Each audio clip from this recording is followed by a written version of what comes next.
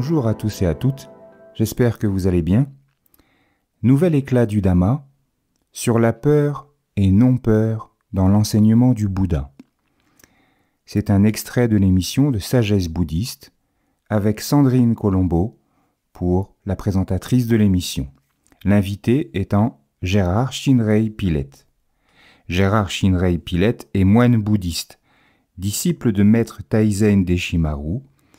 Après avoir enseigné la philosophie, il enseigne à présent et diffuse la pratique du Zen Soto depuis de nombreuses années, en France, au dojo d'Annonay, en Ardèche, et également à travers l'association Kenjizai.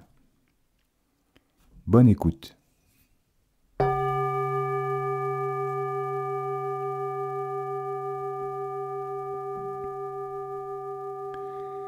Sandrine Colombo. Nous connaissons tous la peur de mourir, la peur de vieillir, la peur de perdre ceux que l'on aime ou ceux que l'on possède, la peur de l'inattendu. Plus il grandit, plus l'être humain se fabrique des peurs. Qu'elles soient liées à la survie ou qu'elles soient plus matérialistes, les peurs nous freinent dans notre épanouissement et notre quête du bonheur. Il existe pourtant des remèdes. L'enseignement du Bouddha nous en montre la voie. Avec notre invité, Gérard Pilet, nous allons voir comment la pratique régulière de la méditation permet de se défaire de ces peurs. Mieux, elle conduit jusqu'à l'abhaya, l'absence de peur, c'est-à-dire la paix intérieure. Pouvons-nous, dans un premier temps, recenser les peurs et en connaître les causes? Oui, il y a plusieurs sortes de peurs. D'abord, les peurs très instinctives que l'on appelle ainsi parce qu'elles sont directement branchées sur notre instinct de vie, de conservation. C'est par exemple la peur qui nous fait faire un pas de côté lorsqu'on est sur le point de se faire renverser par une voiture, jusqu'à une forme plus élaborée de peur instinctive qui consiste à élaborer des stratégies de défense pour se protéger du danger. Ce sont des peurs salutaires, parce que leur but est de protéger la vie et d'assurer la sécurité de tous. Existe-t-il d'autres peurs salutaires? Oui, la peur de l'ordre cosmique, dont nous parlait parfois maître Deshimaru, c'est la peur de la loi du karma, le sentiment que notre comportement ne doit pas être n'importe quoi, qu'il doit répondre à des règles. Cette peur-là n'est pas très fréquente et c'est bien dommage, parce qu'elle éviterait à des gens d'accumuler, par ignorance, un karma qui ne pourrait pas ne produire ses effets négatifs par la suite. Y a-t-il d'autres peurs? Oui, ce sont les plus nombreuses et les plus fréquentes, dites émotionnelles. Ce sont des peurs qui se caractérisent par le fait qu'elles ne sont pas liées à la présence d'un danger immédiat, mais qui sont beaucoup plus vagues, beaucoup plus irraisonnées. Par exemple, la peur du déshonneur, alors que rien ne laisse à penser que je recevrai l'opprobre des autres. La peur de la maladie, quand je suis en bonne santé, la peur que mes enfants ne meurent quand rien ne le laisse penser. La peur de l'abandon, de l'échec, voire même des angoisses, qui sont les peurs les plus immatérielles parce que sans objet. On pourrait faire une liste très longue. Ce que l'on peut constater, c'est que ces peurs empoisonnent la vie de beaucoup de gens. Par quoi sont donc causées toutes ces peurs? Selon le Bouddha, la cause fondamentale est l'attachement au moi et au mien. Il dit dans un sutra que de cet attachement naissent la peur de perdre ce que l'on aime et la peur de rencontrer ce que l'on n'aime pas. Et ce couple du désir et de la peur explique pourquoi les peurs sont aussi nombreuses, parce que nos désirs sont nombreux et qu'à chaque fois qu'il y a la présence d'un certain type de désir, l'envers de la feuille, c'est l'apparition d'une peur liée au fait que ce désir puisse ne pas être satisfait. Voulez-vous dire que la peur est toujours liée au désir, finalement? Oui, selon le Bouddha, et selon notre expérience propre, on peut constater que chez les êtres humains, les peurs augmentent considérablement au fur et à mesure que l'ego se développe. Avec ses nombreux attachements, et les peurs vont être aussi nombreuses que les attachements le sont. Ce qui nous explique pourquoi les petits-enfants ont beaucoup moins de peur que les adultes, parce que les attachements du petit enfant sont beaucoup moins nombreux. Quels sont les remèdes à ces peurs?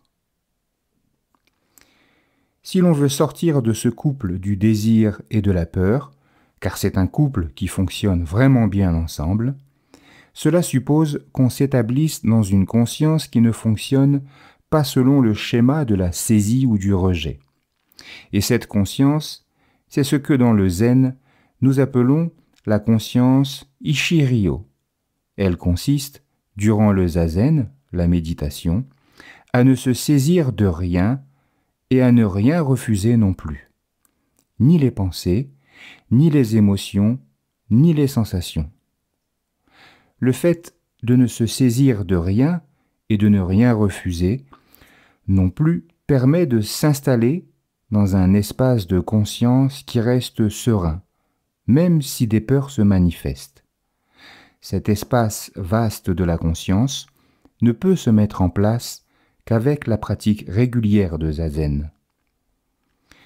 Le second remède est ce qu'on appelle parfois dans le zen le remède de la vacuité. La vacuité, c'est le fait que tous les phénomènes sont impermanents, interdépendants, c'est-à-dire qu'ils n'ont pas de substance propre. Durant le zazen, on voit vraiment que les phénomènes extérieurs et les phénomènes intérieurs n'ont pas de substance, que ce sont nuages qui apparaissent, se manifestent, puis disparaissent. Et la vacuité, lorsqu'elle est vraiment vécue de l'intérieur, permet que se dissolvent des peurs enquistées depuis très longtemps, parce que ces peurs sont vues comme de simples nuages qui traversent le ciel infini de notre esprit. L'esprit vaste, c'est le pouvoir libérateur de la vacuité. Il y a un troisième remède. L'homme a la plupart du temps la conviction que le bonheur se trouve dans la saisie des objets du monde extérieur. Et cette conviction l'amène à nourrir de multiples désirs. Au contraire, lorsque la méditation nous ouvre à notre vraie nature, on comprend que le vrai bonheur se trouve en nous et ne dépend pas des choses extérieures. Et cette conviction, qui est plus d'ailleurs qu'une conviction, c'est une expérience, que le bonheur véritable se trouve en nous, va faire régresser, diminuer, effacer même nombre de désirs. En fonction du couple du désir et de la peur, le fait que de nombreux désirs s'en aillent fait que de nombreuses peurs s'en vont aussi naturellement. Est-ce que des peurs telles que la peur de la mort peuvent s'en aller? Il y a dans le sutra sur la non-peur l'entretien d'un brahmane qui s'adresse au Bouddha en lui faisant observer que la peur de la mort est indéracinable.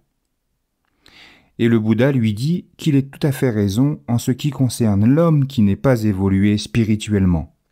Mais en ce qui concerne l'homme qui s'est affranchi du désir, de l'attachement au corps, et qui s'est établi dans le non-né, la peur de la mort n'existe plus.